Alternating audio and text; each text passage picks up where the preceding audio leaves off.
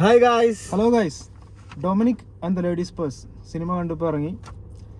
ഒരു ഇൻവെസ്റ്റിഗേഷൻ മൂവിയാണ്. നമ്മുടെ മമ്മൂക്ക അതുപോലെ ഗോകുൽ സുരേഷ് ഒക്കെ അഭിനയിച്ചിട്ടുള്ള ഒരു സിനിമ. GVM ആണ് ഇതിൻ്റെ ഡയറക്ഷൻ. മമ്മൂട്ടി കമ്പനിയാണ് പ്രൊഡക്ഷൻ.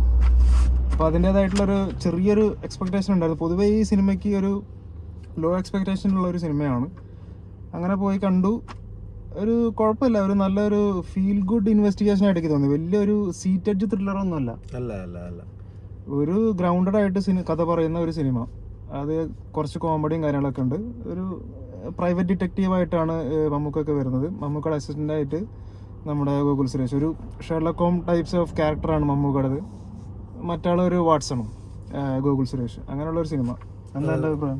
അതെ, നമ്മള് എന്താ പറയാ, സിനിമ കാണാൻ പോണതിൽ മുന്നുണ്ടായ ഒരു എക്സ്പെക്ടേഷൻ എന്ന് പറഞ്ഞു കഴിഞ്ഞാൽ നമ്മൾ ജസ്റ്റ് എന്തോ ഒരു കോമഡി ടൈപ്പ് മൂവി എന്നുള്ള രീതിയിൽ പോയതാണ്. തീരെ എക്സ്പെക്ടേഷൻ ഇല്ലാണ്ട് പോയതാണ്. പക്ഷെ ഒരു നല്ലൊരു പടമാണ്. ഒരു തിയേറ്ററിൽ തന്നെ വാച്ച് ചെയ്യാൻ പറ്റുന്ന ഒരു വൺ ടൈം വാച്ചബിൾ പടമാണ്. അതെ.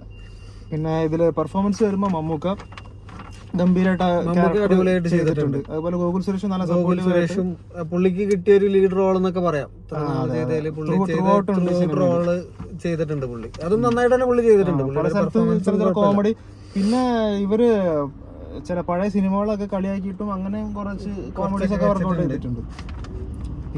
പിന്നെ വേറെ ഇതില് വരുന്നത് ഷൈൻ ടോം ചാക്കോ, അതുപോലെ സിദ്ദീഖ്, ചെറിയ ചെറിയ റോൾസിലൊക്കെ വന്നു പോകുന്നുണ്ട്. പിന്നെ വിനീത് ഉണ്ട്, പിന്നെ വിജയ് ബാബു, അങ്ങനെ കുറച്ച് ക്യാരക്ടേഴ്സ്. പെർഫോമൻസ് എടുത്തു പറയുന്ന മമ്മൂക്കും ഗോകുൽ സുരേഷും മാത്രമാണ് എനിക്ക് ഒരു ബെറ്റർ ആയിട്ടുള്ള ഒരു പെർഫോമൻസ് തോന്നിയത്. പിന്നെ ഒരു തമിഴ് ക്യാരക്ടർ വരുന്നുണ്ട്. ശരിക്കും പറഞ്ഞാൽ അത് ഒരു ഇന്റർവെൽ ടൈമിലാണ് ആ ക്യാരക്ടർ വരുന്നത്. അത് വന്ന് തുടങ്ങിയിട്ട് കുറച്ചൊരു ലാഗിങ് ഉണ്ടായിരുന്നു കഥയ്ക്ക്. ആ ഒരു ക്യാരക്ടർ വന്നതിന് ശേഷം പിന്നീട് അങ്ങോട്ട് പിക്കപ്പ് ആവുന്നുണ്ട്.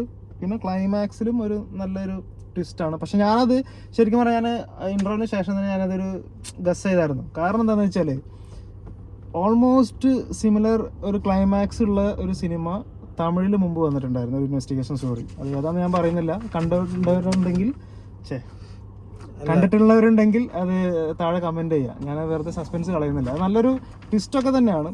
പക്ഷെ ഞാനത് മുമ്പ് സിനിമയായിട്ട് കണ്ടതുകൊണ്ട് എനിക്കത് കുറെയൊക്കെ പ്രഡിക്റ്റബിൾ പോലെ ആയിരുന്നു. കുറച്ചൊക്കെ പറയാനില്ല. പക്ഷെ അത് എങ്ങനെയാണ് വന്നതെന്നുള്ളത് ഒരു സസ്പെൻസ് തന്നെയാണത്. പക്ഷെ അത് മുമ്പ് ഞാൻ കണ്ടിട്ടുള്ളത് കൊണ്ട് എനിക്കത് ഗസ് ചെയ്യാൻ പറ്റി. അല്ലെങ്കിൽ എനിക്ക് ഗസ് ചെയ്യാൻ പറ്റില്ല.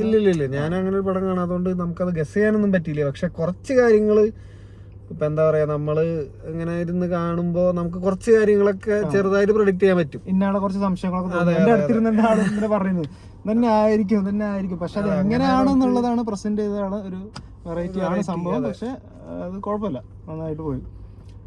പിന്നെ മ്യൂസിക് അത്യാവശ്യം കുഴപ്പമില്ലായിരുന്നു. ഇതിലെ ഒരു 2-3 ട്രാക്കാണുള്ളത്. അതിലൊരു റാപ്പ് സോങ് പോലെ ഫസ്റ്റ്, പിന്നീട് ഒരു ഇന്റർവെല്ലിന് ഒരു ക്ലാസിക് പീസ് ഉണ്ട്.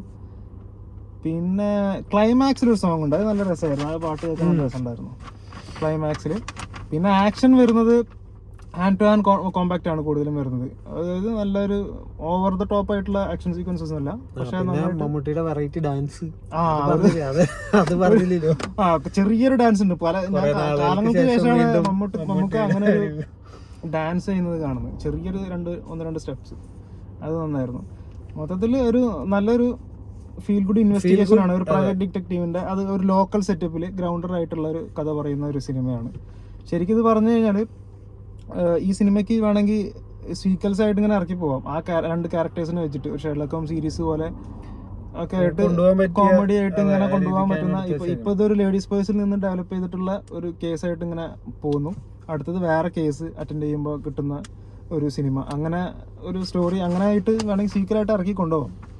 പിന്നെ ഈ സിനിമ തുടങ്ങുന്നത് ഒരു ഇതുപോലെ ടൈറ്റിൽ പോലെ തന്നെ ഒരു ലേഡീസ് പേഴ്സ് ഇത് ആരുടേതാണെന്ന് അന്വേഷിക്കുന്നത്. അങ്ങോട്ട് തുടർന്നുള്ള ഒരു കാര്യങ്ങളാണ് ഈ സിനിമ പറയുന്നത്. ഇതിന്റെ ശരിക്കും പറഞ്ഞത് നമ്മളെ എക്സ്പെക്ടേഷൻ അനുസരിച്ച് തന്നെയാണ് ഇത് സിനിമ ഫസ്റ്റ് സ്റ്റാർട്ട് ചെയ്യുന്നത്.